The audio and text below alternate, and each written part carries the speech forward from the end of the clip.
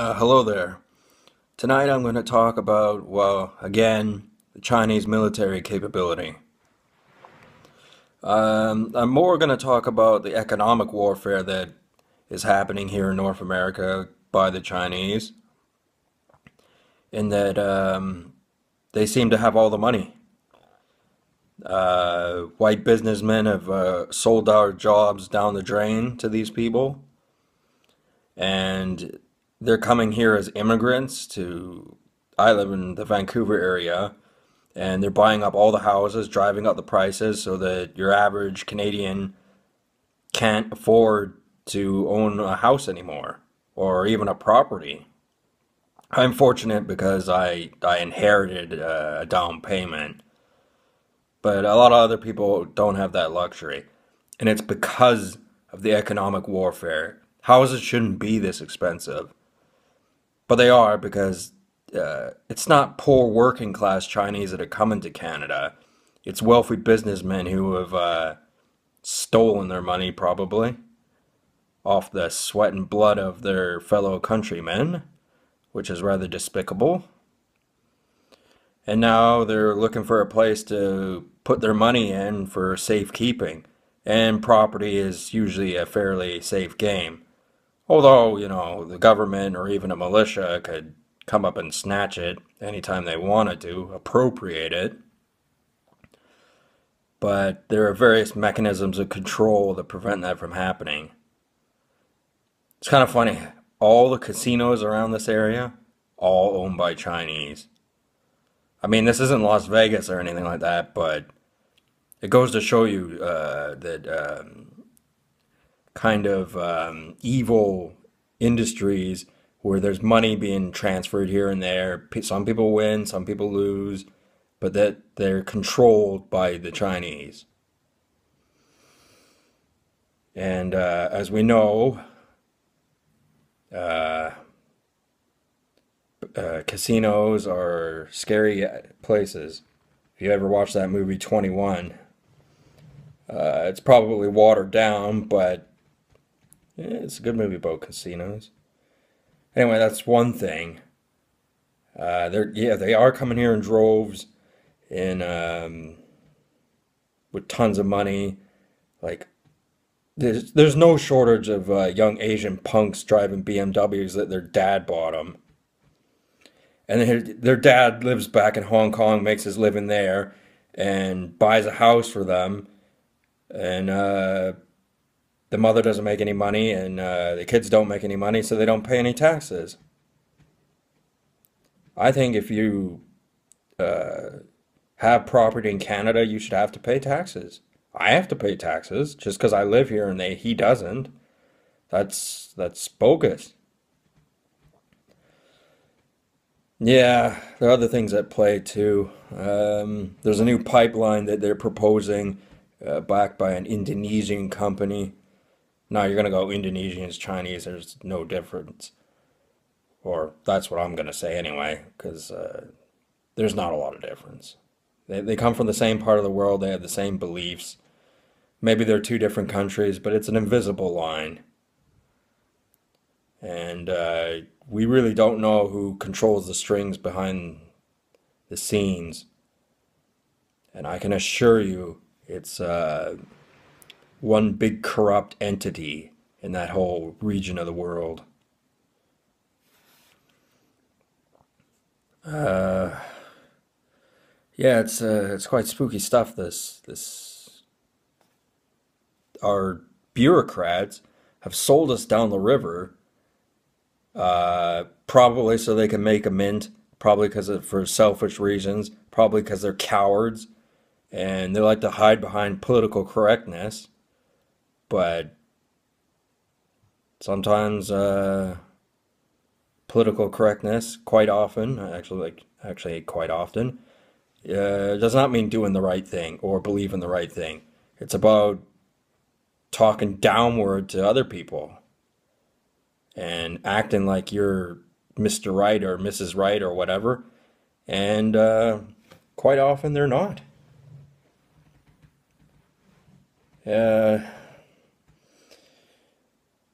yeah, well, So there's the economic thing going on.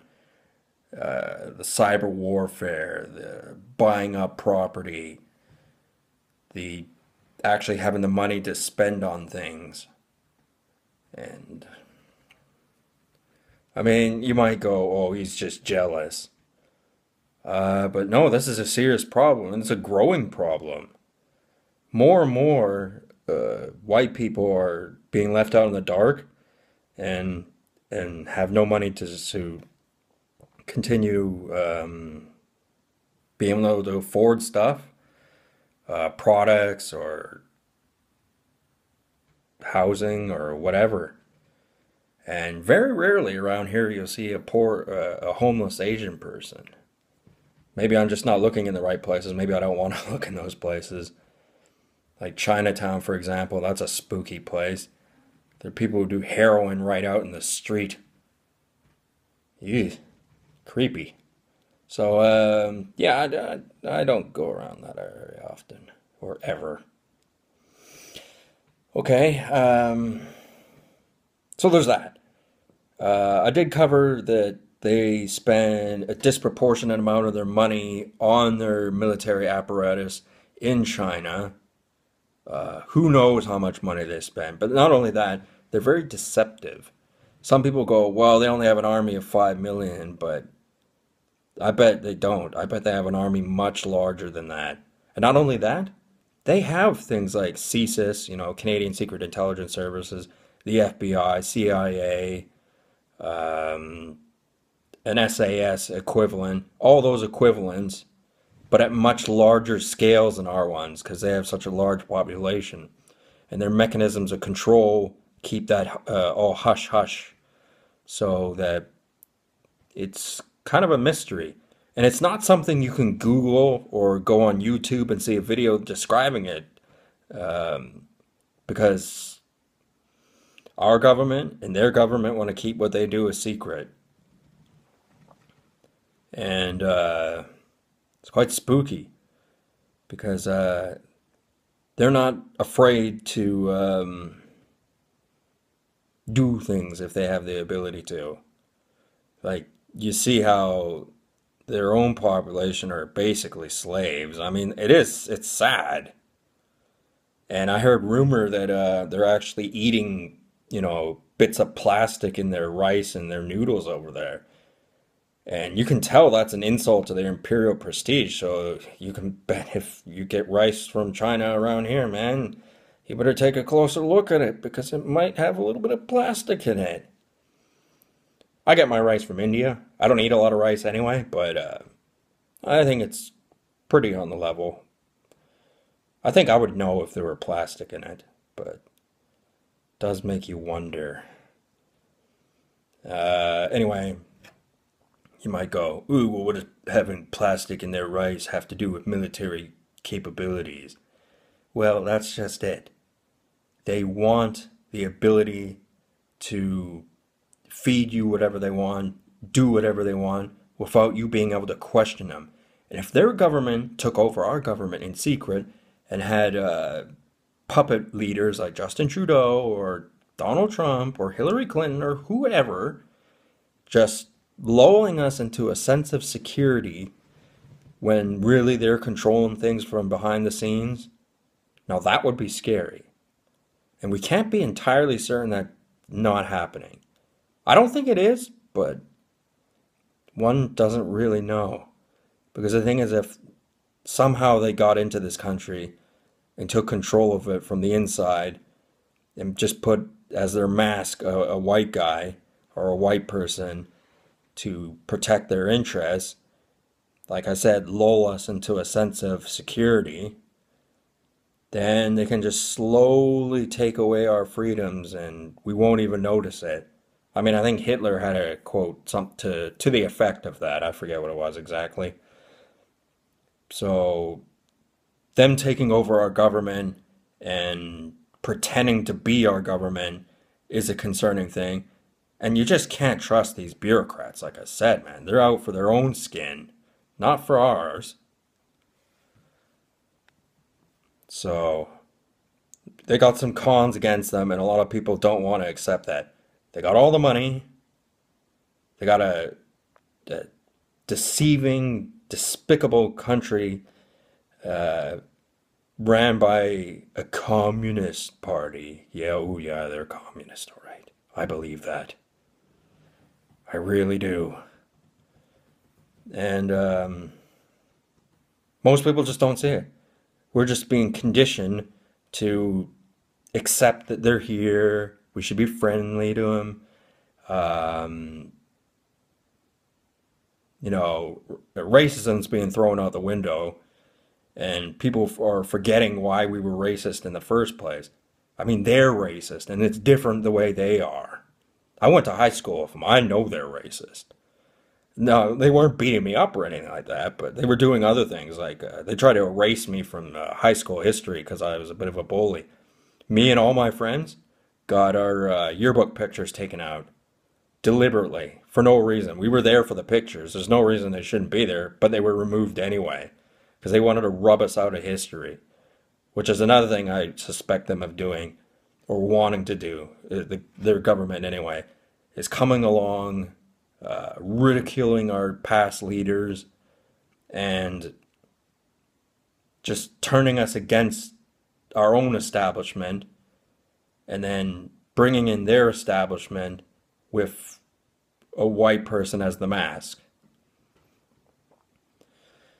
So, yeah, they definitely want to mess around with our history. And it's,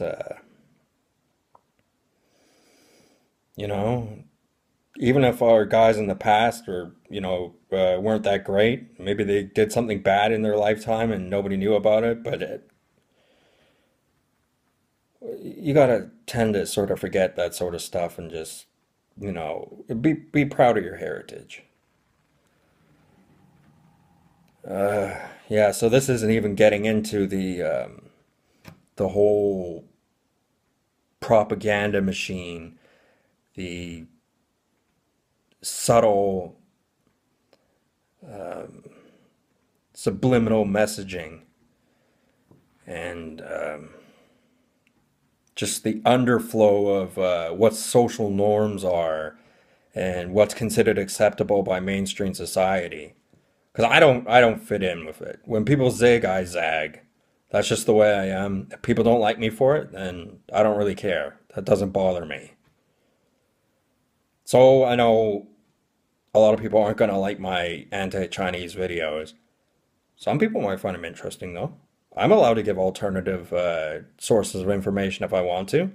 Now, like I said, you're not going to be able to find the evidence of the things I've been saying very easily. They disguise it, they hide it, they prevent people from learning about this sort of stuff. They don't teach it. And that's because Chinese leaders understand the propaganda machine, the wheels of confusion, and they want to prevent anybody from learning about them and understanding things exactly how they are. And I'm not the sharpest tool in the shed, but I can smell something's wrong, and I can feel it too. It's like the force, you can just you can feel it all around you, and something ain't right here, man. Something stinks bad. Anyway, yeah, that's more the kind of warfare in the mind, subliminal messaging, propaganda, economic warfare, and all that sort of stuff that's going on around here in British Columbia that I've noticed. And something's got to change. The pendulum's got to swing back our way. Because if it continues to swing their way, we may never get it back. Anyway, I'll make another video on this, I promise. I'll make many more videos on this. Anyway, you watched my video, you liked it, hit subscribe. Thank you. Good day.